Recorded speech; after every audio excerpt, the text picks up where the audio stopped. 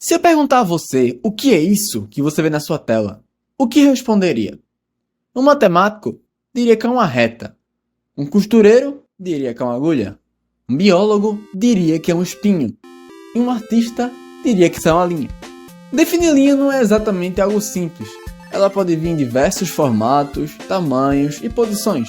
Mas o que é importante de fato é que a linha é extremamente importante para um desenho. Para exemplificar, vou mostrar aqui dois desenhos, um com linha e outro sem linha. E dá para ver claramente a diferença entre eles. E por favor, não confunda desenho com pintura. A pintura depende da cor, já o desenho depende da linha. Esses dias eu estava trabalhando na produção de uma página em quadrinho. Eu estava produzindo para um projeto de extensão da faculdade. A cena que eu estava criando foi inspirada em um dos meus mangás favoritos. E eu queria que a cena fosse impactante, igual a referência. Só que quando eu fui olhar a cena, realmente estava impactante. Só que pouco tempo depois, olhando com mais atenção, eu percebi que estava bem suja e poluída. A situação piora quando você compara as duas páginas lado a lado. A arte do Akira, de Dragon Ball, é extremamente limpa e fluida. Já o meu é sujo e mesmo com linhas de movimento, ele é travado. E essas linhas de movimento deixam ele ainda mais sujo. E bem, dá pra você dizer que foi porque eu fiz a página com pressa, e meio que é verdade. Mas se for analisar outros desenhos que fiz recentemente, e esses com mais calma e tempo, você ainda vai encontrar os mesmos problemas. Então, eu decidi ir atrás da solução. E com ela, trouxe também esse vídeo, vindo compartilhar essa solução com você, que talvez tenha o mesmo problema que eu, ou até mesmo outro problema envolvendo line art, e queira melhorar ele, né galera? E eu vou dizer as dicas conforme o nível de importância. E como é que eu sei o nível de importância? De acordo com a quantidade de pessoas que comentaram a respeito dessa coisa. Ou seja, basicamente a quantidade de pessoas que disseram a dica. Se poucas pessoas disseram a dica, talvez ela não seja tão importante assim. Mas se todo mundo disse uma dica, é porque com certeza ela é importante. Primeira dica: use o ombro para desenhar. Mas como é que eu vou desenhar com o ombro? Ele não tem dedos. Calma, meu amigo. Não é para segurar a caneta com o ombro.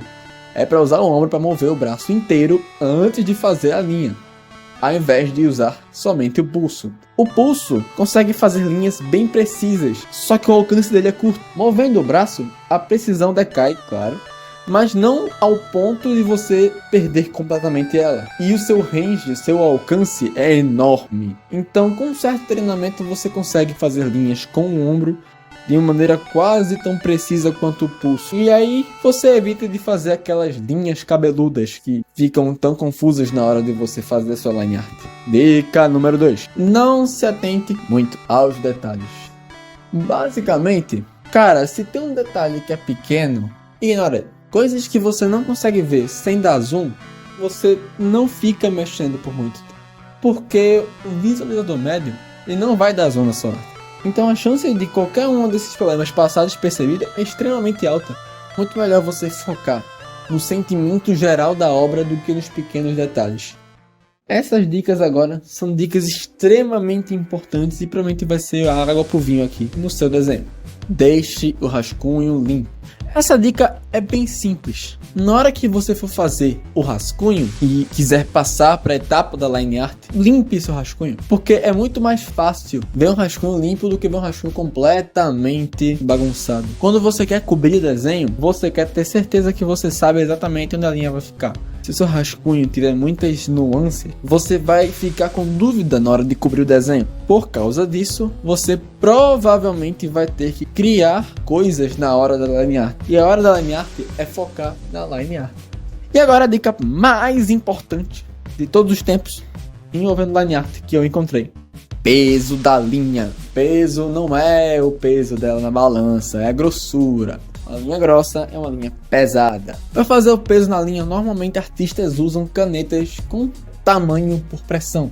Isso no digital. No físico, praticamente todos os utensílios já têm tamanho por pressão. Mas onde usar a pressão? Aqui eu vou lhe dizer. Quando o objeto está mais perto da tela, é legal fazer linhas mais grossas, porque a tendência natural de objetos quando eles se aproximam do olho da pessoa é eles parecerem maiores. E isso dá uma sensação de profundidade muito maior para quem tá vendo. Segunda coisa, sombra. Colocar linhas muito escuras, muito grossas nas áreas sombrias ajuda bastante a definir ponto de luz, mesmo sem você não usar nenhuma técnica como a Ashura, por exemplo. Porque como a sombra tende a ser uma área mais escura, linhas grossas representam isso perfeitamente. Quando a região tiver que se destacar de outras, também é um perfeito momento para colocar linhas mais grossas. Claro, você não vai fazer a linha inteira na área de destaque. Você, com isso, quer destacar formas, quer destacar silhueta. Por exemplo, personagem, você vai fazer os seus arredores com uma linha mais grossa, mas não só os seus arredores. As linhas dentro do corpo dele que devam definir alguma coisa, como roupas, ou então a linha do queixo, talvez o olho. E o oposto vale para a linha fina. Uma linha fina é uma linha que é mais oculta, uma linha que é mais difícil de ver, precisa de mais atenção para ser enxergada. Por causa disso, linhas mais finas são utilizadas no lugar oposto das linhas mais grossas. Essas foram as dicas que eu encontrei para line art. Então, vamos ver como eu apliquei essas dicas na prática, fazendo desenho aqui. Vamos embora!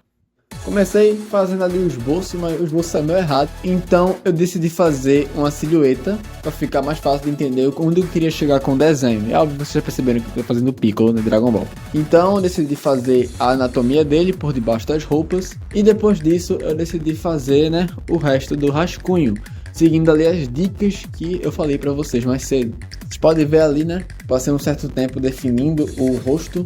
Quando eu percebi que eu estava demorando muito nos detalhes, eu decidi que era hora de partir para a próxima coisa. Então eu deixei o jeito que estava, por mais que não estivesse me contentando muito. Aquela ombreira da direita dele, nossa esquerda, eu achei meio pequena, mas eu corrijo ela depois, off-screen. Depois que eu terminei, eu decidi partir para line art. Ainda tentei ajeitar o olho um pouquinho depois, e aí eu decidi deixar meu line art um pouco mais clara.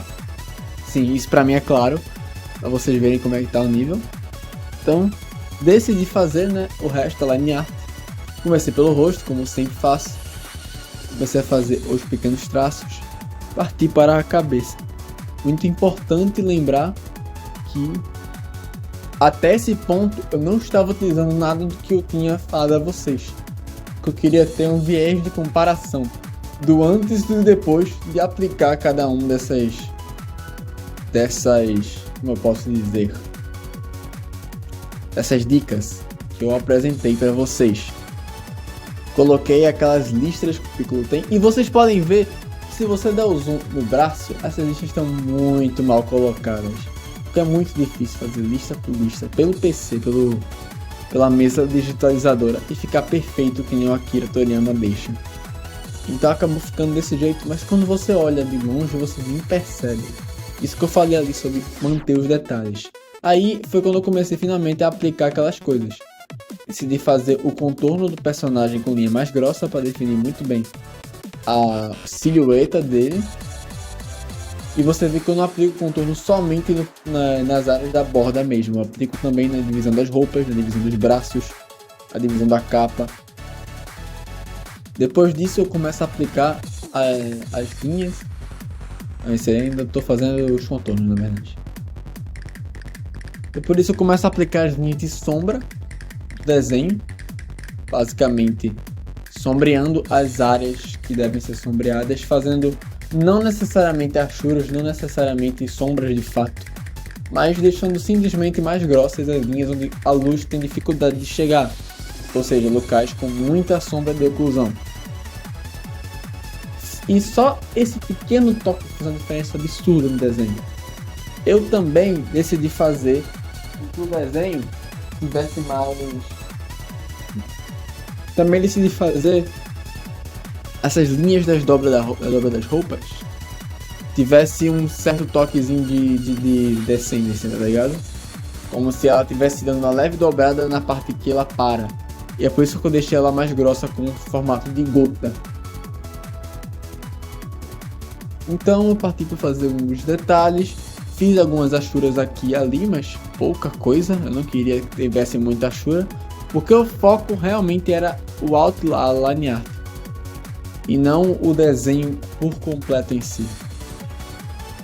Depois disso, eu decidi, dar uma incrementada na parte da calça, que eu não dei tanto destaque quanto as partes de cima, justamente por estar fora do foco. Então eu não me preocupei em detalhar tanto assim essa parte. Por isso, eu fiz algumas pequenas achuras ali na calça e já parti para selecionar todas as áreas que eu ia aplicar as retículas. Deu vontade de aplicar retícula, eu achei que o personagem estava muito branquinho, porque no mangá essa parte da roupa dele é completamente escura. Como eu não queria esconder completamente a line art que eu tinha acabado de aplicar, eu decidi escurecer por completo com retículo. Já aproveitei e coloquei na pele dele também, que ele é verde. Também coloquei ali na parte da cabeça. É isso. Sempre que você estudar para alguma coisa relacionada à arte, imediatamente vai lá e tenta aplicar tudo que você aprendeu. Porque isso vai fixar na sua cabeça muito mais rápido do que você só assistir e anotar se quiser, qualquer coisa assim. É isso, minha gente. Um grande abraço aí pra vocês. E até o próximo vídeo. Falou!